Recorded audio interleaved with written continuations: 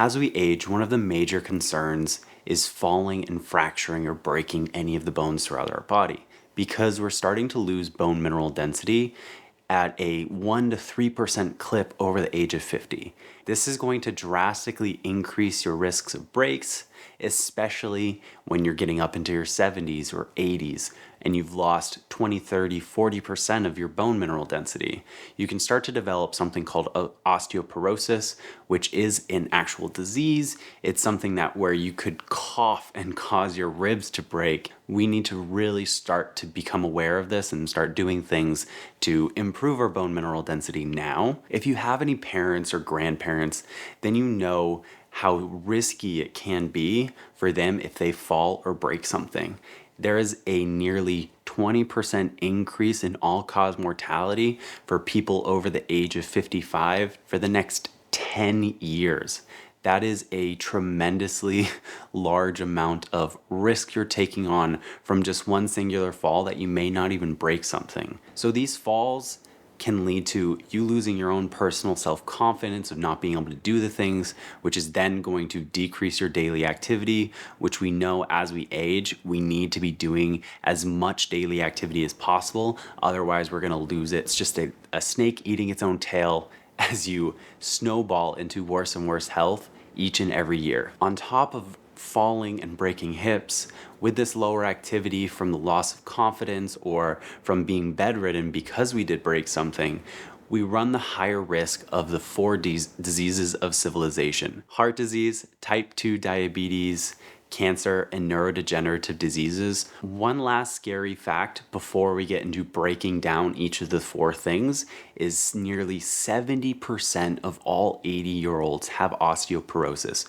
which is a very highly developed form of bone mineral density loss, and you have a severe risk of breaking hips or breaking other bones. Because it's such a high percentage of everybody, this is something everyone needs to be concerned of or at least aware of for themselves and start doing things now to counteract any natural bone mineral density loss. I know it may sound all doom and gloom up to this point, but there are things that we can do each and every day now preemptively to help improve our chances of having very healthy and strong bones into our later lives. Today we're going to talk about 4 things that you can do preemptively to help increase your bone mineral density, and even if you are starting to see some decreases, working with your doctor to improve it as well. Now, I am just a personal trainer and a coach, so if you do have a fall, a break, or you are suffering with any form of mineral deficiency, then go see your doctor. Make sure you are working with a medical professional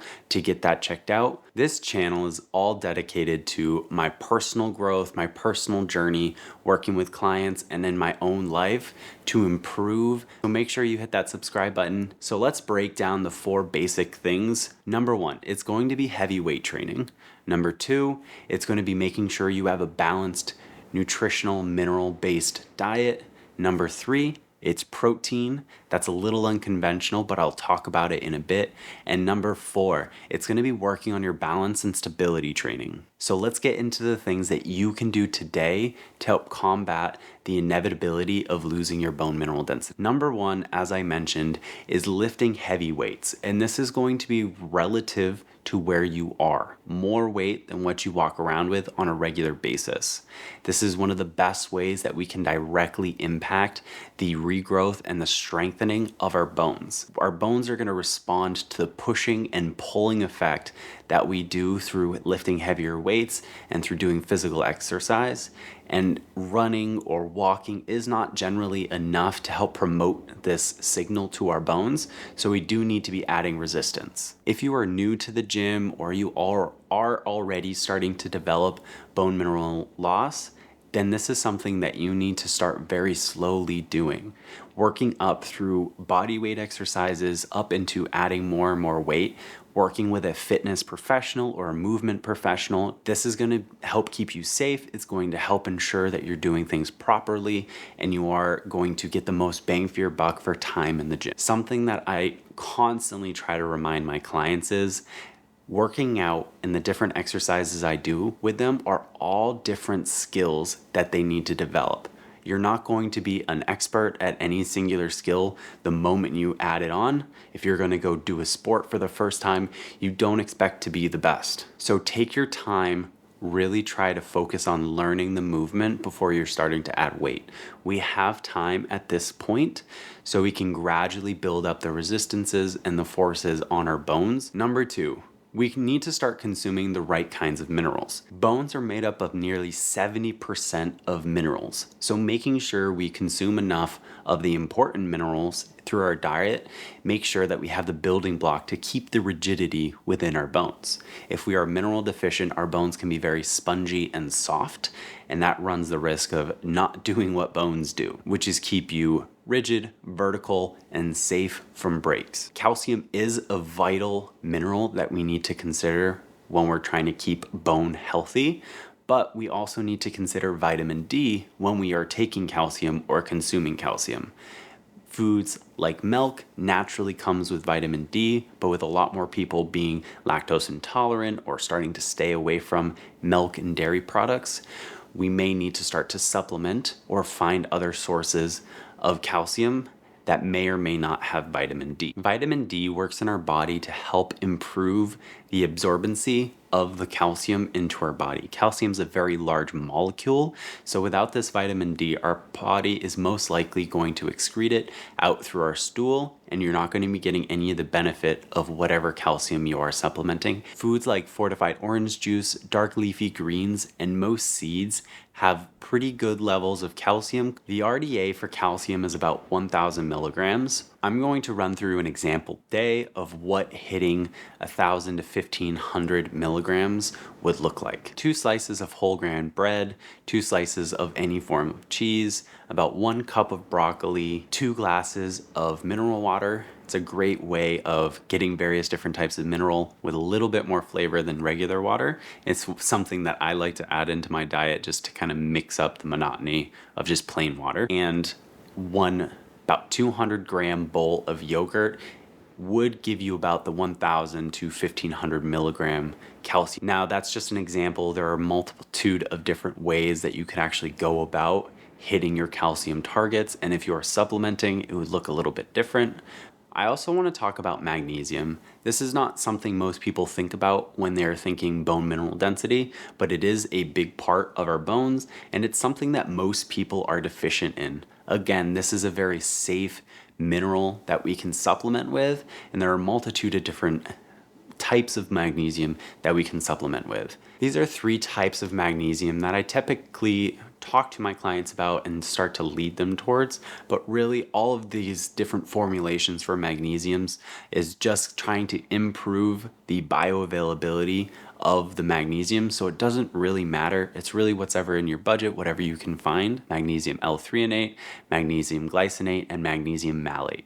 These are 3 that I have found to sit really well with me and my stomach and with most of my clients. So for number 3, I push people to start eating more protein, not only because I think protein is generally underconsumed for most average people, but also we need to have strong muscles and need to be able to work out to help improve the signaling response on our bone.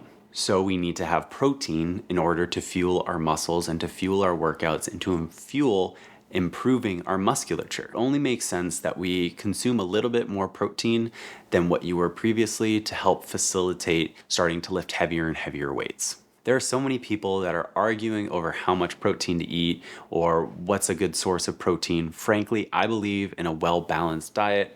I do eat meat, but I also eat a lot of vegetables. Try to recommend to all of my clients as well. When it comes to protein goals, some people are 2 to 3 times your body weight, and some people are half a gram of protein per pound of body weight. I prefer to be a little bit more in the middle. You get the best of both worlds with this. When working with clients, I typically recommend 1 gram to 0.8 grams per pound of body weight. If they are a really large client, say 300-400 pounds, I'm going to use lean body mass instead of overall body weight, just because that is a lot of protein. So for myself, I'm about 200 pounds. I eat about 180 to 200 grams of protein each and every day.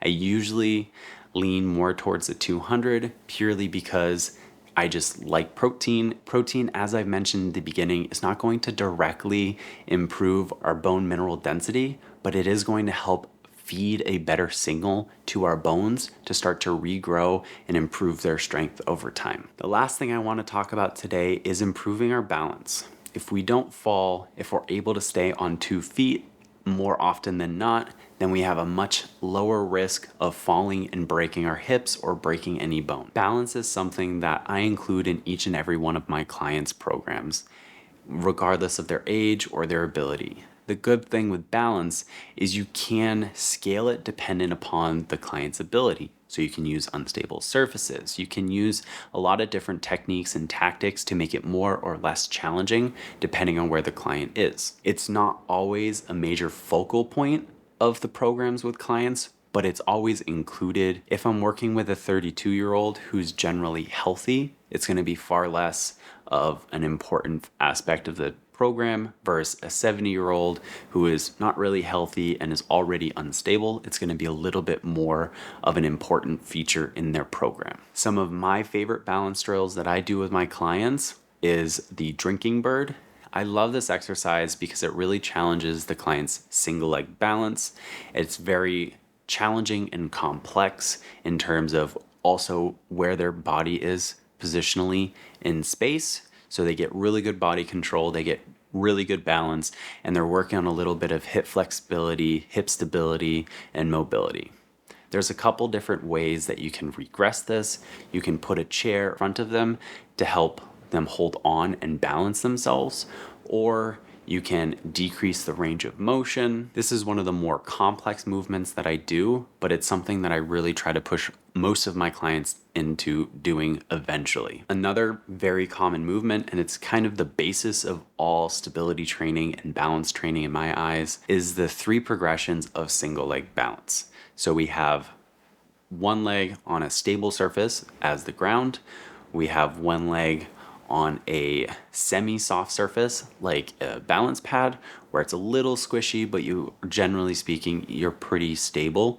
And then the third, the most complex version of this is going to be doing it on a wobble board. In this video, I'm using a Mobo board. There's cutouts for the 4 little toes, and the big toe is emphasized having contact on the board.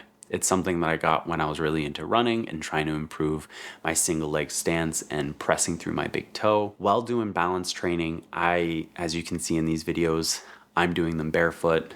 Most of the time, I'm also wearing barefoot shoes, so it's very comfortable for me to balance while I'm barefoot. It can be very difficult and challenging if you're wearing really thick-soled shoes or soft-soled shoes to get the feel, the proprioception through your feet to help improve your balance. So most of my clients, I recommend them taking their shoes off in order to work on their balance. But in commercial gyms, that's not always a choice. So sometimes I'll do balance with them in their sneakers, and then I'll recommend no shoes balance at home. Bone mineral density is not something that's commonly spoken of in the health and fitness space, but I think it's really vital if we're looking to live a healthy, long life. We need healthy bones in order to protect ourselves and to keep us safe and healthy later in life. Doing things now can help improve for future you. Like this video, you've learned something and you share it, and I'll see you guys in the next one. Peace.